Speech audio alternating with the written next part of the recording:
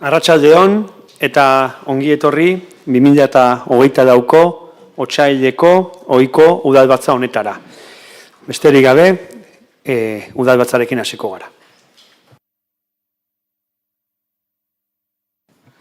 Arratsaldeon, lehenengo puntua 2024ko urtarrilaren 25ean egindako bileraren aktaren zirriborroa irakurri eta onartzea bidezko bada. Aktaren inguruan, norbaitek zerbait adierazteko? Ez.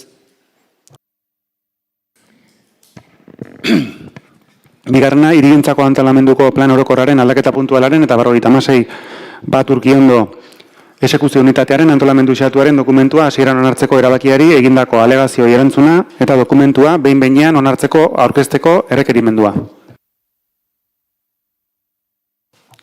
Arratsaldeon guztioi.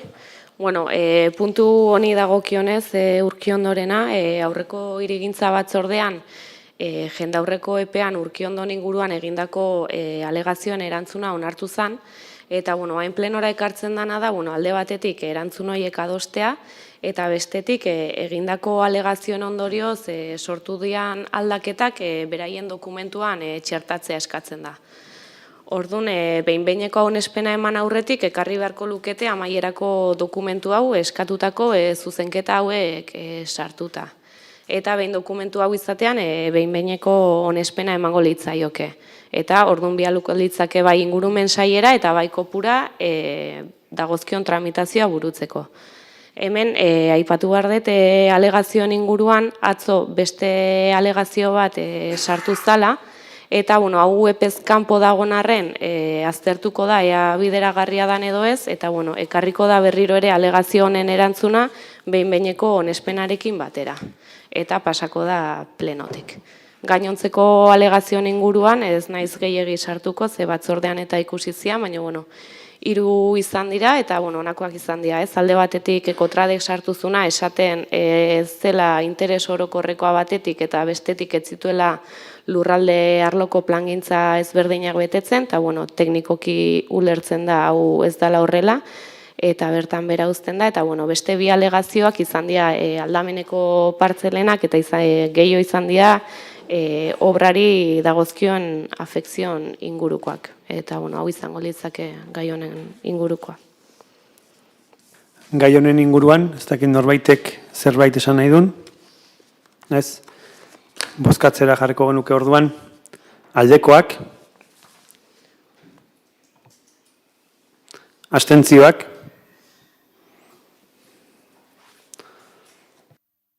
Gehiengoz onartzen da. Hirugarrena, hirigintzako antolamenduko planeamendu orokorreko I28 Larramendi eremuko I28 azpi eremuaren hiri antolamenduko plan bereziaren testu bateratuaren behin betiko onarpena. Hemen puntu honetan ekartzen dugun plan berezia da superramara gainean kokatutako lurzoru urbanoan planteatzen den eraikuntza bat, erabilera tertziariokoa, eta besterik gabe bertako ordenakuntza xekatua definitzen da. 2022an onartu zen hasierako izaeraz, eta gaur ekartzen da behin betikoz onartzera. Gai honen inguruan, norbaitek zerbait adierazteko? Ez, bozkatzera jarriko genuke orduan. Aldekoak? Aho batez onartzen da.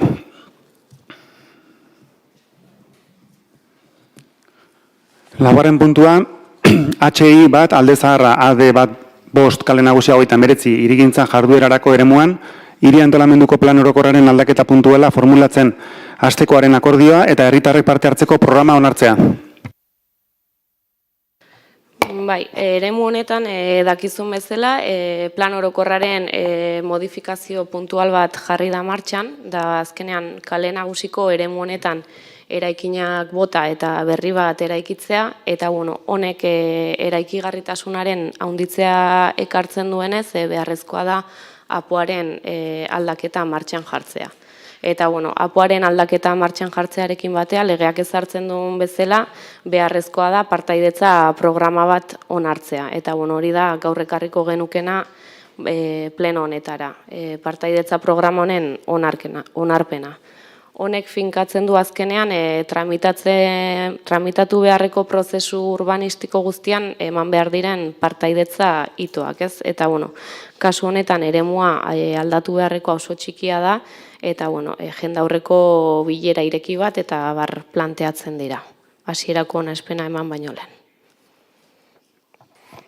Gai honen inguruan, norbaitek zerbait, ez? Bozkatzera jarriko genuke orduan. Aldekoak? Aho batez onartzen da. 5. Ziako erreka bideratzeko eta saneatzeko proiektuan jasotako obrak, onura publikokoak edo gizarte interesekoa direla deklaratzeko erabakiaren jendaurreko epean aurkeztutako alegazioen ebazpena. Kasu honetan, Ziakoko proiektuari dagokionez, orain dela hilabete batzuk onartu zen plenoan behin-behineko izaeraz, bai, onura publikoko deklarazioa, eta honekin batera zerrenda bat proiektuak ukitzen zituen ondasunena. Eta gaur ekartzen dena da, afektatutakoek ondasun hauen inguruan egin dituzten alegazioei ematen zaien erantzuna. Erantzun honekin batea, ondasun honen zerrenda aldatu egiten da, eta behin betikoz onartzen da.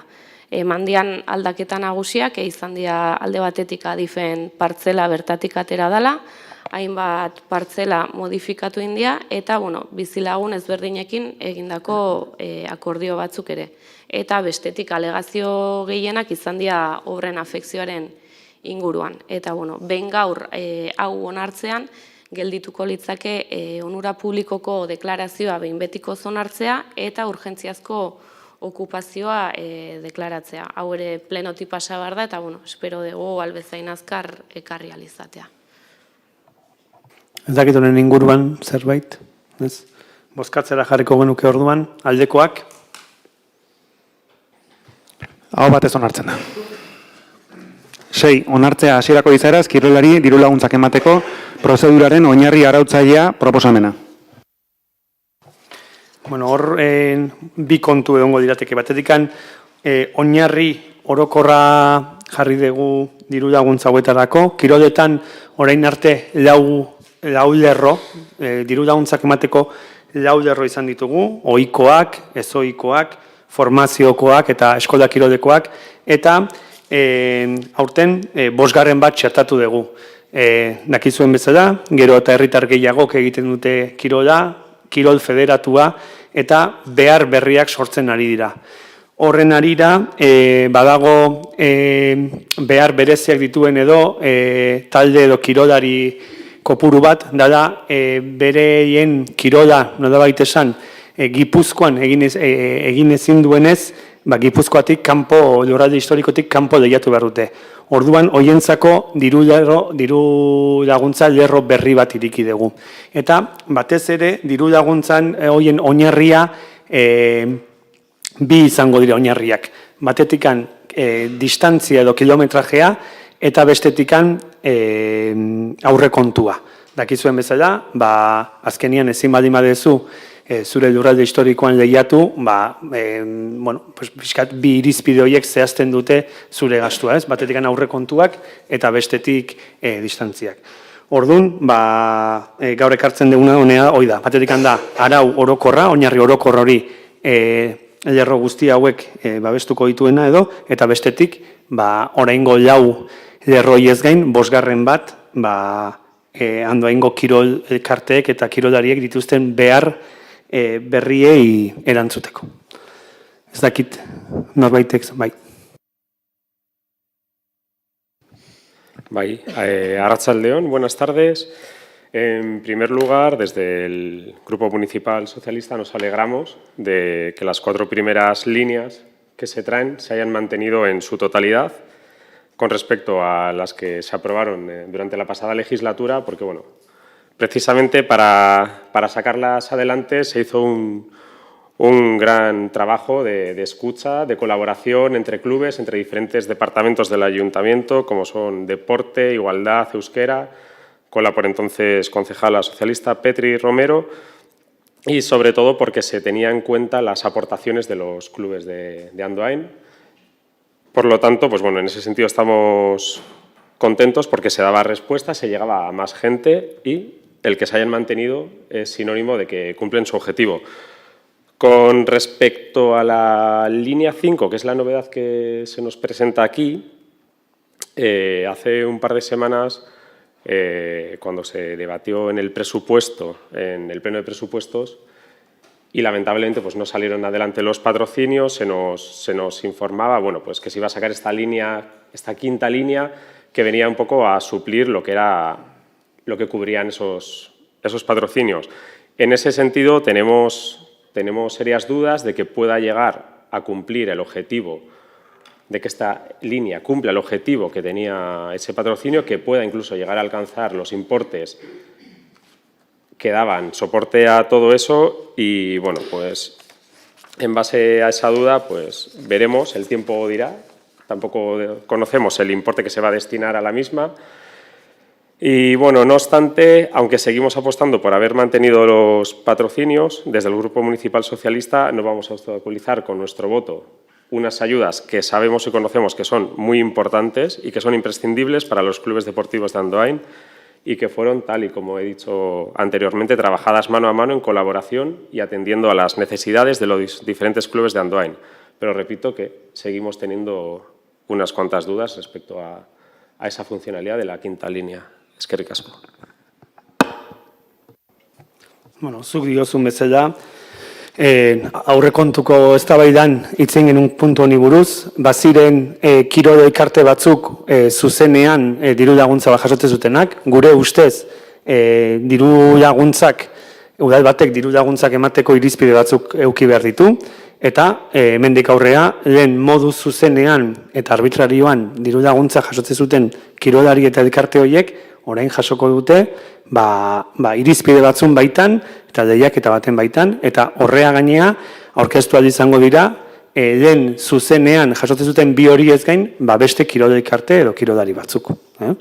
Esan duzun bezala, denborak esango du zenbateko laguntza jasoko duten, baina gure ustez garrantzitsua da denek aukerak izatea, eta Andoaingo kirolari eta kirol elkarte ezberdinek aukera berdinak izatea. Horren baitan egin dugu 5. lerroa. Bueno, con respecto al tema de la arbitrariedad, yo creo que es algo que ya se discutió aquí. Tuvisteis la oportunidad de discutirlo en la pasada legislatura. Yo no estaba allí, pero precisamente he podido ver que arbitrario no fue, porque se presentaron unas condiciones precisamente en abril por qué se otorgaban, pero bueno, también tuvisteis oportunidad entonces de haberlo debatido y creo que ahora mismo tenemos que hablar sobre las bases. Con respecto a la quinta, tenemos dudas precisamente porque cuando pregunté por los criterios, en la comisión se me trasladó precisamente que eran unos criterios que se habían cogido o copiado de Kirolgi de la Diputación, criterios que conocemos porque gestionamos ese departamento en la Diputación Foral de Guipúzcoa, que no ponemos en duda, pero que creemos que debería haber llevado un trabajo un poco más de cocina, un poco más con los clubes, conocer el caso real y ajustarlo a la realidad de Andoain, que es lo que tiene que hacer o lo que consideramos que tiene que hacer un ayuntamiento, trabajarlo uno a uno, ver cómo, pues precisamente como hicimos en el año 2022. Y en ese sentido, pues vuelvo a repetir que nos genera esa duda, que el tiempo lo dirá y que por nuestra parte vamos a apoyar estas 5 líneas y eso es todo. Gracias. Ez da gehiago izatu nahi, baina nik uste hemen bazaudete pertsona batzuk batzorde hortan egon zianak, teknikari ez dago hemen, baina kirolgiko irizpidei buruz esan zitzaizuna da jokalari edo kirolari profesionalek ezin dute da diru laguntza honetara, diru laguntza honetan parte hartu.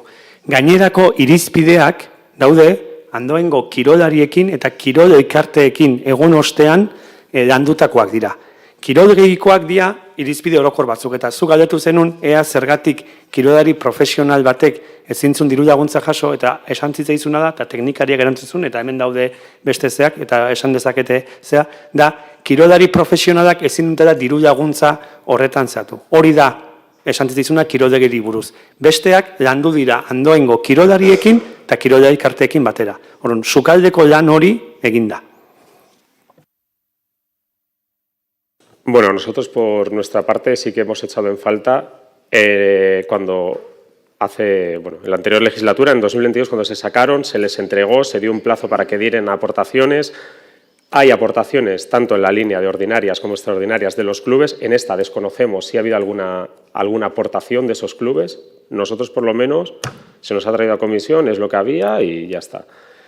Entonces, pues bueno, creo que hacer ese ejercicio tampoco está mal. No estamos en contra de la línea 5. Consideramos que con el patrocinio se puede hacer un complemento o ser complementario, pero bueno, es lo que hay y lo habéis gestionado así y ya está. Gracias. Bozketan jarriko dugu gaia. Aldekoak, Aho batez onartzen da. 7. puntua, 0,5 ordainsari igoera inflazioaren ondorioen konpentsazioa. Bai, arratsaldeon. Espainiako gobernuak otsailaren 6an onartu du estatuko aurrekontuen legean jasotako 0,5ko ordainsari igoera, barne produktu gordin nominalaren igoerak aurreikusitakoa gainditu duelako. Beraz, gaur 0,5ko soldatan igoera onartzeko proposamena ekartzen da, 2023ko urtarrilaren bateko aurrerako ondorioekin. ez dakik gai honen inguruan, norbait zerbait, ez? Bozkatzera jarriko dugu orduan, aldekoak. Aho batez onartzen da. 8. 2022ko kontu orokorraren onarpena. Bueno, 2022ko kontu hau ogasun batzorretik pasazan, jende aurrean 15 eguneko epean ere egonda, eta ez dakit zuetako norbaitek zerbait esateko daukan, inguruan, ez? Bozkatzera jarriko genuke orduan, aldekoak. Aho batez onartzen da. 9. gastuak judiziozz kanpo aitortzeko proposamena. Bueno, horiek dira, nolabait esan 2023tik datozen fakturak edo, orain iritsi dianak, eta honea datozti, onartzeko edo gastu horiek edo faktura horiek. Ez dakit, faktura horien inguruan, zerbait azaltzeko, ez? Bozkatzera jarriko genuke orduan, aldekoak. Aho batez onartzen da. 10. 2023ko abenduaren 31 datako kontu hartzailearen txostena. Bueno, hor daukazue txostena hor nabarmentzekotan edo badakizue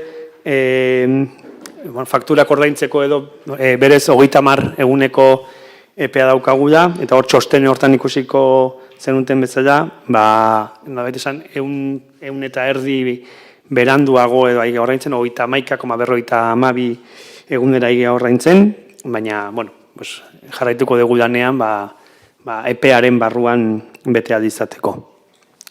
Ez dakit txostenaren inguruan beste zerbait edo, ez? Venga, hau ez da bozkatzen.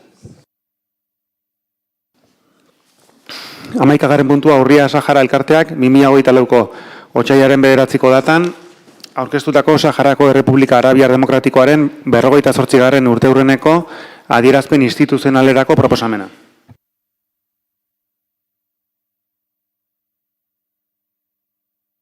Hemen, beti esaten dugun bezala, badakizue streaming bitartez grabatzen dela, eta kontrakorik ez da zu esaten, ulertzen da, baimena.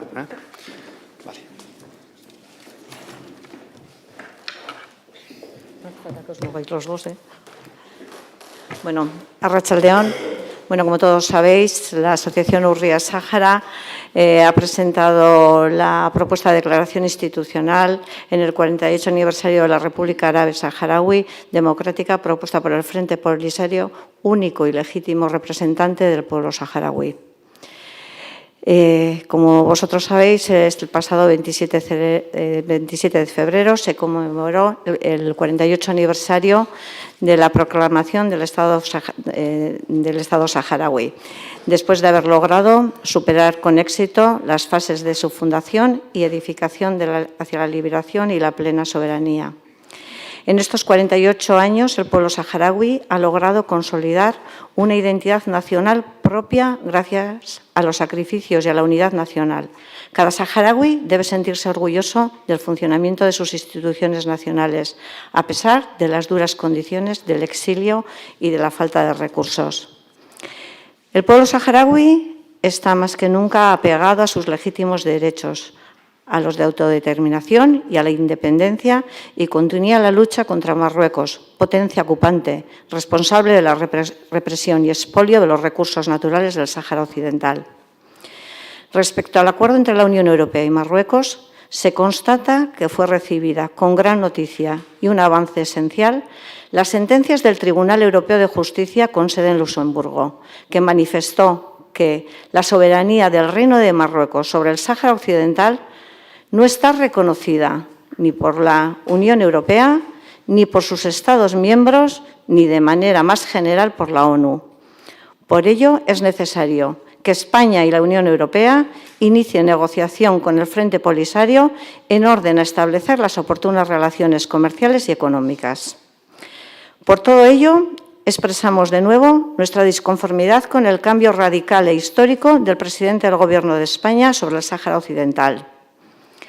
Instamos a Naciones Unidas a que promueva, sin más dilación, la solución justa y definitiva de este conflicto, que pasa por el ejercicio del derecho de autodeterminación del pueblo saharaui mediante la celebración de un referéndum libre y transparente como culminación del proceso de descolonización inacabado. Reafirmamos que el Frente Polisario es el único y legítimo representante del pueblo saharaui.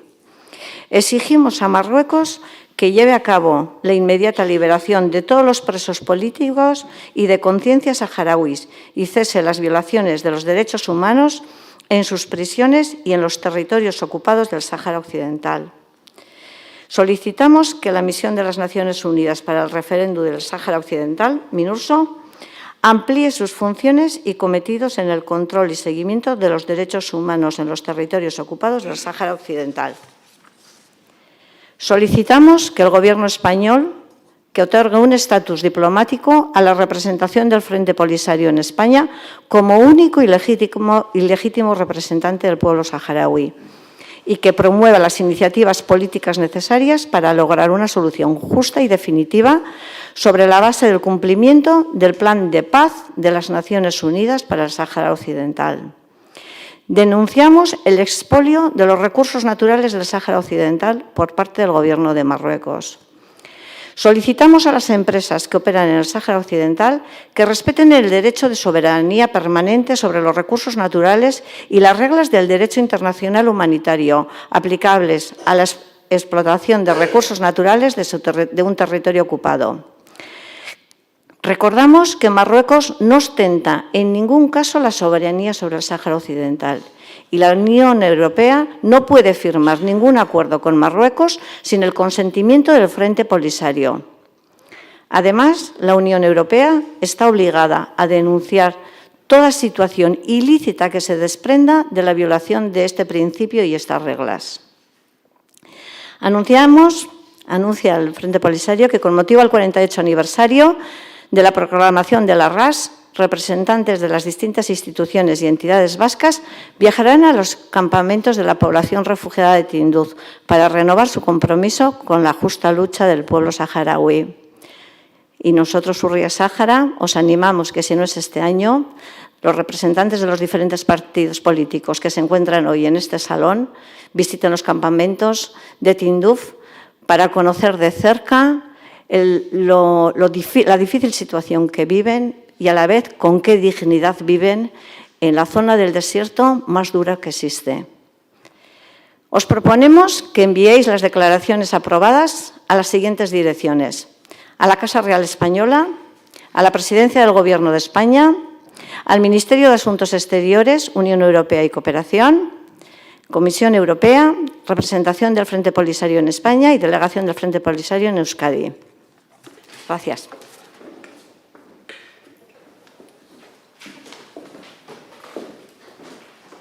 Puntu honetan, ez dakit norbaitek zerbait esan nahi dun?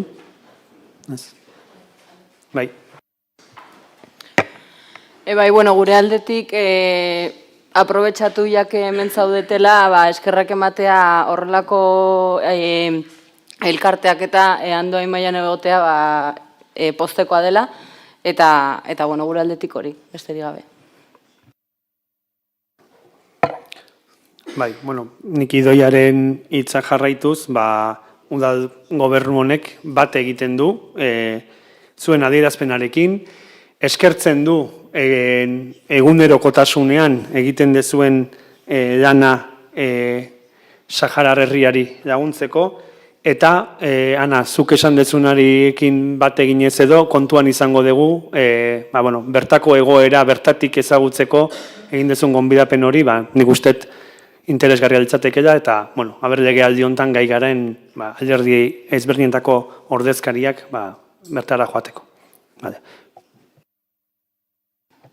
Bueno, arratsalde-on guztioi, no teníamos intención de intervenir, pero bueno, viendo que se está interviniendo, desde luego el Grupo Municipal Socialista de Andoain quiere agradecer a Urría Sahara todos los esfuerzos que hacen, no solo con la presentación de esta declaración institucional, sino, por supuesto, también con todas las iniciativas que se hacen a lo largo del año, tanto de la campaña de recogida de alimentos como cualquier otra, por supuesto, Vacaciones en Paz, que es una oportunidad imprescindible para que los niños y niñas puedan venir pues en este caso a Andoain y conocer de primera mano otras situaciones y salir un poco de su dinámica habitual y pues sobre todo agradeceros todo ese esfuerzo porque, gracias a vosotros todos tenemos presente el pueblo saharaui y en ese sentido, pues de verdad que milla esker.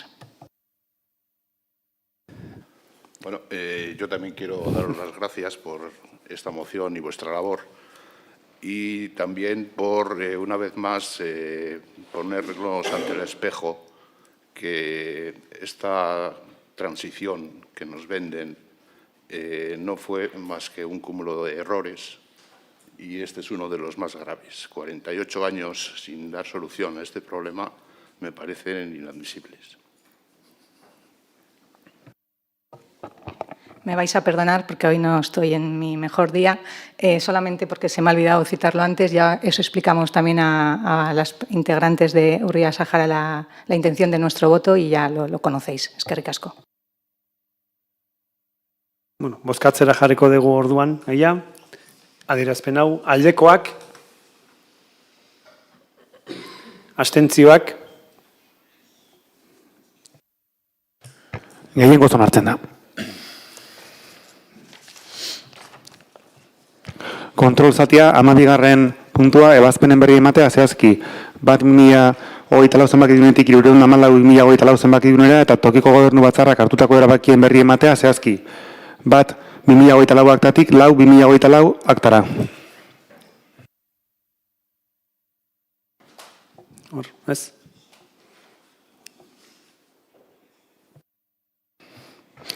Amairugarren puntua, galderak, eskaerak eta proposamenak. Bueno, por nuestra parte queríamos hacer una pregunta.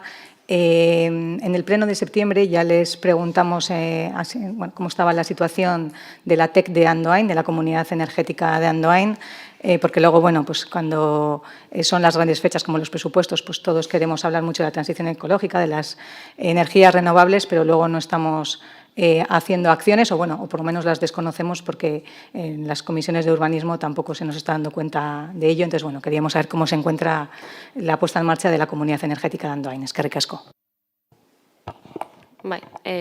Tekari dagokionez, azken finean jarri berdia plaka bai kiroldegian eta bai ondarretan. Kiroldegiko instalazioa iaia bukatuta dago, bukatzear dago, falta zitzaien zerbait jartzea, eta euriteekin ezin izan dute jarri aste honetan, ze justu aste honetan hori jarri eta bukatutzat eman bartzuten, orduan ez da eman bukatutzat, baina bukatzeko dago, eta urrengo astean bertan ez baldin bada bihar edo, esan ziaten atzo bertan egon nintzen arduradunarekin, eta esan zian aste honen bukaeran ez bada urrengo astean, hasiko diala ondarretan obrekin plakak kolokatzen. Bestetik, esan nion, denbora asko zala, bertako partaidek zer jakin gabe, eta esan zian jarriko ziala kontaktuan, eta beraien asmoa da martxoan bertan bilera bat deitzea partaide guztiekin. Agradecemos las explicaciones, lo único que les animamos a que esas también se den cuenta en las comisiones y así no será necesario que tengamos que preguntar en el Pleno. Eskerrik asko. Beste galderarik edo? Ez. Amaitutzat emango genuke orduan, gaurko udalbatza. Eskerrik asko bertaratu zareten Urria Saharako kideei eta etxetik udalbatza hau jarraitu dezen guztiei.